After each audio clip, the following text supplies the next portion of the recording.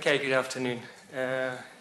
Since my name is not Michael, it's been misspelt in the name of the participation list. It's also wrong here, but your second one it's right in the program, and it's right here now. So there's not two people called Dominic and Dominique, or it's me.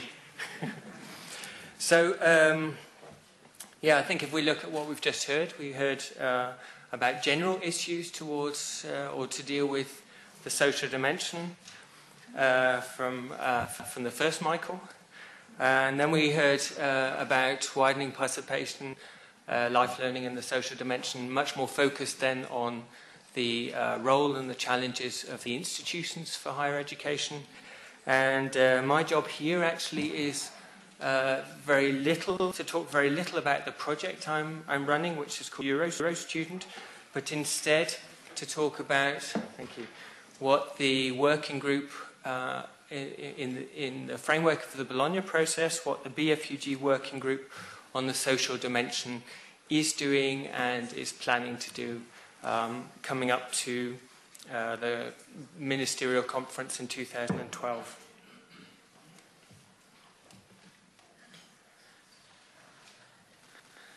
So I want to go across the topics that will have been quite familiar to you this afternoon. Still, I think it's slightly different to the others, so I think it's still worth covering them. I want to talk about what is the social dimension, why we are concerned about it, refer back to the Leuven communiqué, and then talk a little bit about what we can do in policy and practice to do with it, and then what are the real goals that the working group for the social dimension wants to achieve, and what we might have achieved by now, and what our next steps are going to be.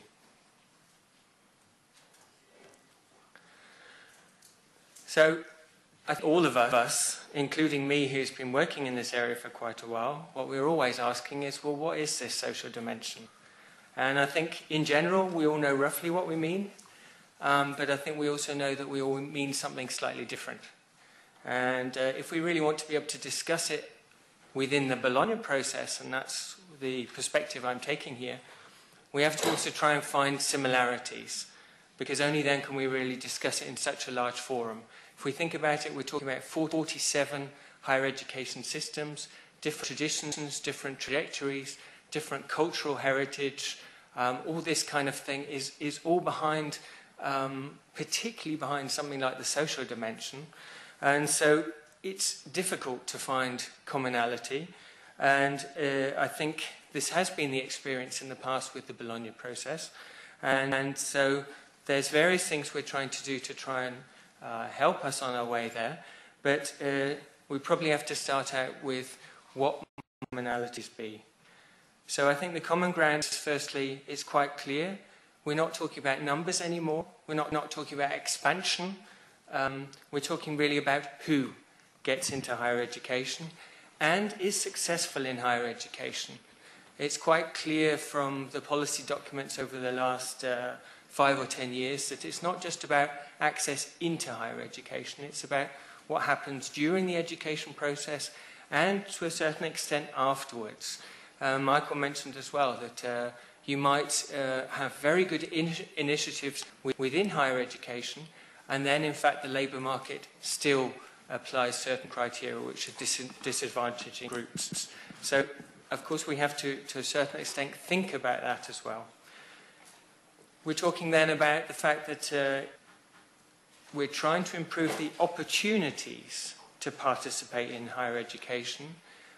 Within the working group for the social dimension, we then termed this participative equity, so the chance to actually participate. And I think there's a general agreement everywhere that this participative equity is not given. But it's not given for various reasons in various ways. So why should we worry about it? Well, I think we'll probably find that in every country, in every one of your institutions or organizations, we'll find different justifications. These are the kind of things that I think we find recurrently. Firstly, the Bologna process has been quite clear about the fact that higher education should be seen as a public good. There's also an argument which Michael Röhrig was bringing as well, which is that higher education institutions themselves have a social responsibility towards their communities. The argument which we particularly hear from the European Commission or on that kind of level is, of course, looking at the knowledge economy. We all want to move in the direction of an improved knowledge economy, which means we need more highly qualified workers. And then many of our countries, there's very few exceptions, at least within the European Union, in many of our countries we're having a significant downturn in terms of demographics. We've got less younger people coming into the system. So this is another reason why we have to think more about using the people we have in the labour market, or the people who can get into higher education, kind of using them more effectively. In other words, providing them with the opportunities that they often don't have. That's why we're often thinking of second chance initiatives, for example. And then one of the arguments is often seen within the Bologna process as well. The Bologna process, or the European higher education area, often sees itself in competition with the US market, with Asia, with certain other regions. And so one of the arguments is also, this is possibly our competitive advantage. If we really continue to see this as one of the central pillars of higher education, this might be the real big difference between us and other systems. So starting points within the Leuven communiqué, which was just a number of the communiques that picked up on the social dimension. And I think there are actually two. The first one is the one where we talk about underrepresentation. We talk about certain groups which in the past have been less represented in higher education than we might like. And this has been formulated in a very diplomatic, but I think still very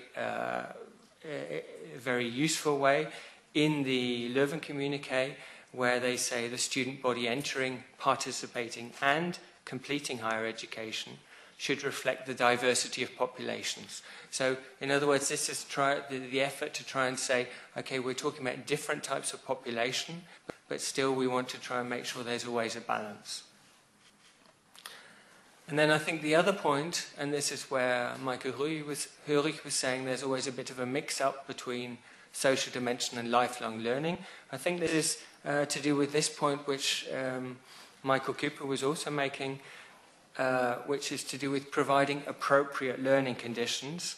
And this is very clearly stated again in the Leuven communiqué.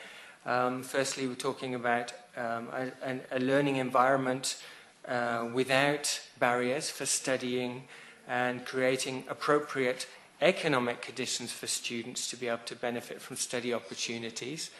If we take this very literally, it's quite a courageous statement, in fact, because there was always a little bit of a worry, I've heard at least, by the ministers in terms of, okay, we don't want to touch the social dimension because it's going to cost money. They just want bigger grants for students. So it's interesting, although there is this concern, that still this statement has been formulated in such a way. And of course, we're also talking then about flexible learning paths, including part-time studies.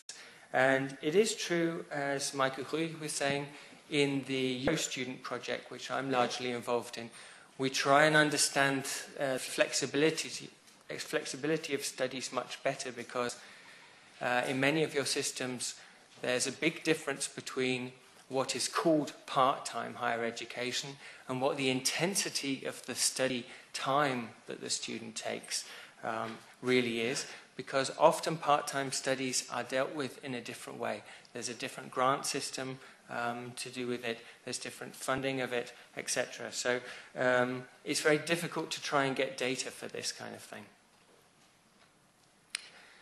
So, and then I think, however, that we've always got to look at two different policy principles, because, of course, in the Bologna process, we're thinking about what is practice what kind of practices can we try and encourage? And we're also trying to think about, well, how can we talk about something which is also policy relevant, which is something that the ministers will be able to adopt. And so I think here it's very important to make a differentiation between two policy principles which are equally important and probably becoming more and more so. The first one is maybe the most obvious one. We can call it making everyone similar. What this tries to do is says, okay, depending on for example, the background of a student, we're going to take what we consider disadvantaged students and try and help them to have the same kind of study conditions or the same preparation as the other students in the system. One example for this kind of thing is mean-tested grants to students to cover their living costs or their tuition costs. So now I'm going to show you just one particular statistic from Eurostudent. It's only small, but I just want to point out one thing here. What we're looking at here is the monthly income of students differentiated by their socio-economic background. So really, if we take it in very pejorative terms, low education, that's your classic disadvantaged group. High education, that's your classic advantaged group. High education, we would say they're from a higher socio-economic background, their parents have got more money, they would be the ones that we normally wouldn't focus on when we're looking at trying to improve the social dimension. Now what you see here is you see with this particular line here, you see I'll take an example that fits better to what I want to say. Because of course, when you get to a lot of countries, you also find exceptions. Okay, so the line here we're looking at, for example, for the Netherlands, what is the average income, average monthly income a student has? Now, interestingly, we find very many countries here where we find students from a low education background have a higher income. Now, how can that be? We thought we were supposed to be supporting them because they don't have enough support from home. Well, what you have to know about a student from a low socioeconomic background is they tend to be students who are returning to higher education or have had a break in between school and education. Therefore, they are older. Therefore, they often have families, they're living on their own, they can't live with their parents. And so, in fact, here you see that they are still a group which is very interesting to target, but you can't see it if you look at money. So, in other words, this making everyone similar is not the right policy to support this group. And that's why the other side of the policy initiatives which one has to make is accept differences. And I think this is particularly where Michael Cooper was talking about the culture, about the fact that one has to try and encourage universities and teachers within universities to accept the differences, to try and work with the older students who might be in a different situation. One might make it very, very simple. Know your audience. Look much more about what kind of students you've got in your classroom, in your university, or in your total system. So what is it the working group would like to achieve?